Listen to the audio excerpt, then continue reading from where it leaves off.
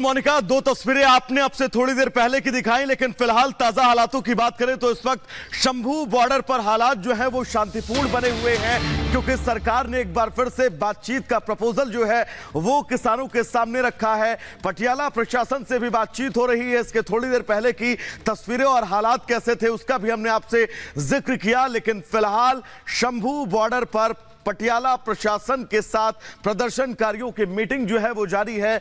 दूसरी तरफ सरकार ने भी कहा है कि वो तमाम मुद्दों पर एक बार फिर से बातचीत को तैयार है। बिल्कुल, सरकार की तरफ से यहाँ पर क्लियर कर दिया गया है कि हम एक बार फिर से बातचीत के लिए तैयार हैं। यहाँ तक कि न्योता भी भेज दिया गया है कि पांचवें दौर की बातचीत कीजिए। पांचवें दौर की बातचीत का प्रस्ताव रखा गया है। लेकिन इस बीच जब हम हरियाणा के शंभू बॉर्डर की बात करते हैं तो लगातार तनाव के हालात बने हुए हैं। प्रदर्शनकारियों ने जमकर हंगामा किया है, जिसके बाद पुलिस को आंदोलनकारियों पर मजबूरन आंसू गैस के गोले दागने पड़े हैं। रिपोर्ट देखिए।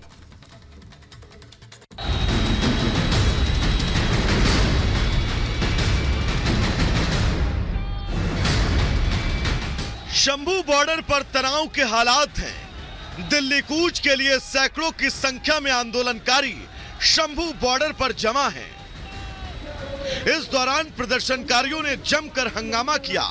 यही नहीं, प्रदर्शनकारियों ने पुलिस के जवानों के साथ झड़प भी की, जिसके बाद पुलिस के जवानों ने प्रदर्शनकारियों पर आंसू गैस के गोले दागने शुरू कर दिए। आंदोलनकारियों ने आंसू गैस के गोलों से बचने के लिए कई हथकंडे अपनाए। प्रदर्शनकारियों ने पतंगबाजी कर ड्रोन को गिराने की कोशिश भी की, क्योंकि पुलिस के जवानों ने इन्हीं ड्रोन की मदद से आंदोलनकारियों को काबू करने के लिए आंसू गैस के गोले दागे, जिससे शंभू बॉर्डर पर हालात बिगड़ गए और वहां पर भगदड़ मच गई। शंभू बॉर्डर पर लगातार तनाव का माहौल है। पुलिस और प्रदर्शनकारियों के बीच बवाल जारी है। पुलिस आंदोलनकारियों को रोकने और समझाने की कोशिश कर रही है, लेकिन प्रदर्शनकारी दिल्ली कूच के लिए डटे हैं। हरियाणा पुलिस ने आंदोलनकारियों से कानून को अपने हाथ में न लेने की बात भी कही। हरियाणा पुलिस प्रदर्शनकारियों से यह भी अपील करती है कि वे शांति बनाए रखें, कानून व्यवस्था अपने हाथ में ना लें और धारा 144 का उल्लंघन ना करें। दिल्ली कूच के लिए प्रदर्शनकारी पूरी तरह से तैयार हैं। आगे बढ़ने की कोशिश हो रही है। सुरक्षा व्यवस्था ध्वस्त करने के लिए आंदोलनकारियों ने मशीनों के साथ शंभू बॉर्डर पर डेरा डाला है। यही नहीं, आंसू गैस के गोलों से बचने के लिए प्रदर्शनकारियों ने शील्ड और मास्क का भी इस्तेमाल किया है। केंद्रीय कृषि मंत्री अर्जुन मुंडा ने किसानों से बातचीत के लिए फिर से न्योता भेजा। अगर किसान बातचीत के लिए तैयार हो जाते हैं तो ये 5वीं बैठक होगी। अब तक की सभी बैठकें बेनतीजा रही हैं। पुनः 5वें दौर की बैठक बातचीत के लिए हम तैयार हैं और मैं यही निवेदन करूंगा कि सबको शांति के साथ ऐसे विषयों पर बातचीत करते हुए समाधान ढूंढने की जरूरत है। आंदोलन का आज 9वां दिन है। पुलिस ने दिल्ली से जोड़ने वाले हर बॉर्डर पर सुरक्षा के पुख्ता इंतजाम कर रखे हैं। Bureau report, Republic Bharat. तो जहां बॉर्डर पर बैठे प्रदर्शनकारी प्रदर्शन करने पर और साथ ही साथ दिल्ली आगे कूच करने को आमादा है, तो उधर सरकार की ओर से 5वें दौर की जो बातचीत है उसके लिए प्रस्ताव दिया गया है। यह भी कहा गया है कि संयम बरतें, थोड़ा सा धैर्य रखें, हम बातचीत के लिए तैयार हैं। लेकिन किसान क्या बातचीत करेंगे?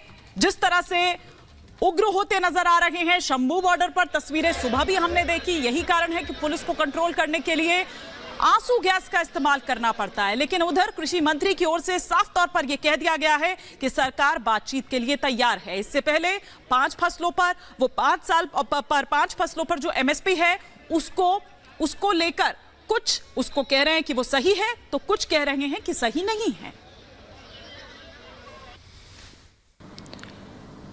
चौथे दौर तक की बातचीत होने के बाद किसान संगठनों के माध्यम से जो प्रतिक्रिया आई, हम उसे संज्ञान में लेते हुए पुनः 5वें दौर की बैठक और उस बैठक में ऐसे सभी मुद्दे जिन मुद्दे पर हम मिलकर समाधान निकाल सकते हैं वार्ता के लिए हम तैयार हैं, चाहे वो एमएसपी का हो, चाहे वो पराली का मुद्दा हो, चाहे एफआईआर का हो, चाहे क्रॉप डाइवर्सिफिकेशन का हो। ऐसे सभी मुद्दे पर बातचीत के लिए हम तैयार हैं और मैं यही निवेदन करूंगा कि सबको शांति के साथ ऐसे विषयों पर बातचीत करते हुए समाधान ढूंढने की ज़रूरत है और यह अपील है कि वो शांति बनाए रखे और बातचीत के लिए मैं हमेशा से कोशिश यही करता हूँ कि हम सब मिलकर के समाधान ढूंढें, बातचीत करें, वार्ता जारी रहना चाहिए। कई चीज़ें सहमति बनती है, कई चीज़ें नहीं बनती है, कई तरह के विषय आती है, पर हम जब बातचीत करेंगे तो आपसी सौहार्दपूर्ण वातावरण में समाधान के रास्ते निकलते हैं। तो कृषि मंत्री अर्जुन मुंडा को आपने यहां पर सुना, जिन्होंने शांति बनाए रखने की अपील की है और कहा है कि बातचीत के लिए हम हमेशा तैयार है, प्रस्ताव भेज दिया गया है। तो उधर रविशंकर प्रसाद बीजेपी के नेता, उन्होंने भी शांति बनाए रखने की प्रदर्शनकारियों से अपील की है, लेकिन इस बीच बयानबाजी का दौर भी देखा जा रहा है। शिवसेना उद्धव ठाकरे गुट की नेता प्रियंका चतुर्वेदी ने सरकार पर अपनी जिम्मेदारी से भागने का आरोप लगाया है। कृषि मंत्री अर्जुन मुंडा जी ने बातचीत की पेशकश की है, समाधान निकलेगा चर्चा से, संवाद से। और भारत सरकार का मन खुला हुआ है किसानों के बारे में। हमारी उनसे अपील होगी कि शांतिपूर्ण तरीके से इसका समाधान निकलना चाहिए और हमारी सरकार ने किसानों के लिए कितना काम किया ये हम चर्चा कर चुके हैं। तो किसानों का विकास हमारी बहुत बड़ी प्रायोरिटी है, हमेशा रहेगी। अब वो मांग कर रहे हैं मिनिमम सपोर्ट प्राइस की कि हर क्रॉप पर होनी चाहिए, पर केंद्र सरकार अपनी जिम्मेदारी से भाग रही है। ये दुर्भाग्यपूर्ण है और वो शांतिपूर्वक प्रोटेस्ट करना चाहते हैं, उसको भी अलाउ नहीं कर रहे हैं, टीयर गैस छोड़ रहे हैं, बॉर्डर पर रोक रहे हैं।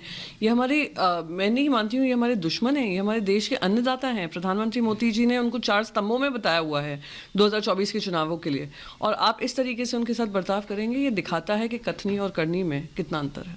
पूरा गला घोटने का काम हो रहा है प्रजातंत्र को लेकर।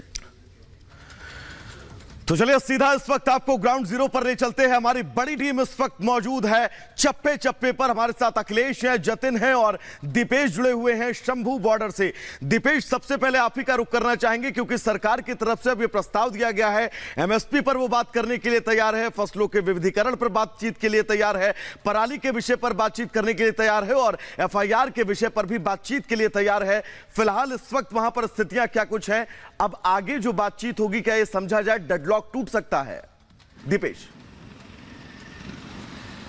देखिए, बिल्कुल वैभव, ये कहीं ना कहीं उम्मीद अब नजर आ रही है। पहले मैं तस्वीरें आप तक पहुंचा देता हूं। ये मैं एक सबसे आखिरी छोर पर मौजूद हूं। ये आखिरी छोर जो है ये राजपुरा की तरफ से आप जब पंजाब बॉर्डर से निकलेंगे तो फिर ये राजपुरा की तरफ वाला छोर जो है, और इससे लगभग 3 से 4 किलोमीटर आगे जब आप निकलेंगे तो फिर आपको जो बॉर्डर नजर आएगी वो पंजाब हरियाणा बॉर्डर के, जिसे हम शंभू बॉर्डर के नाम से जान रखेंगे। अब जिस बात का जिक्र आपने किया वैभव, वो सबसे बड़ा सवाल ये उठता है कि सुबह तुरी सी जो स्थितियां हैं वो अब अंडर कंट्रोल नजर नहीं आ रही थी।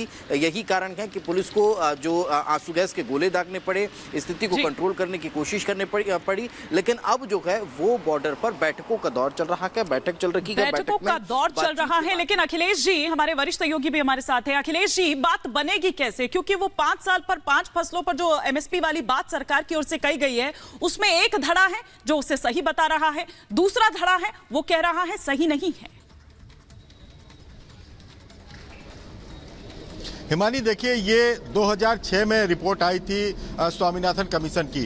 18 साल बाद परिस्थितियां बहुत कुछ बदली हैं और यही वजह है कि सरकार चाहती है कि इस पर एक कमेटी बनाई जाए जिस पर व्यापक तौर पर विचार किया जाए। आप याद कीजिए 2004 और 2006 में जब ये कमेटी बनी थी और रिपोर्ट आई थी, उस समय हर देश के हर कोने से किसानों के आत्महत्या की खबरें रोज आती थी। परिस्थितियां आज के दौर में बदली हैं और सरकार ने आंकड़े भी दिए हैं कि पिछली जो यूपीए सरकार थी उससे कई गुना ज्यादा सरकार ने खरीद की है। लाखों करोड़ रुपए की खरीदारी की बात सरकार ने की है। रही बात एमएसपी की, तो वो 2 टूक में हल नहीं हो सकता क्योंकि ये